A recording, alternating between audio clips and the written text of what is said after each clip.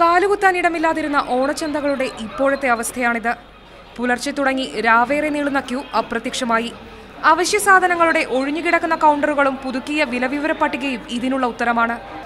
ഓണവിപണിയിൽ ആവശ്യമുള്ള സാധനങ്ങളൊന്നുമില്ല. പഞ്ചസാര ഇല്ല, വെളിച്ചെണ്ണയില്ല. വില കൂടുതലാണ്. നമുക്ക് പുറത്തുനിന്ന് കൂടുതലുള്ള അരി വാങ്ങിക്കാൻ പാടില്ല, കൂടുതൽ വിലക്കുള്ള അരി മേടിക്കാൻ പാടില്ല. കഴിഞ്ഞ തവണ 16 രൂപയ്ക്കായിട്ട് കിട്ടിയിരുന്ന അരിയാണത്. ഇപ്പോൾ 25 രൂപയാണ് ജയയ്ക്ക്.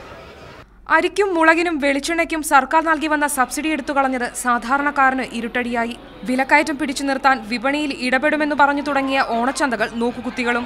സപ്ലൈകോ കൺസ്യൂമർ ഫെഡ് ഓണച്ചന്തകളിൽ ഒരേ സാധനങ്ങൾക്ക് വില പലതാണ്. വൻപയറിനും ഉഴുന്നിനും മല്ലിക്കും രണ്ടിടത്തുമുള്ള വില വ്യത്യാസം 10 രൂപയിലധികവും. സപ്ലൈകോയിൽ നിന്ന് അരിയും മുളകും വെളിച്ചെണ്ണയും മഞ്ഞളും മാത്രം വാങ്ങുമ്പോഴേക്കും മുൻപത്തേക്കാളും 150 രൂപയോളം അധികം നൽകേണ്ടി വരും.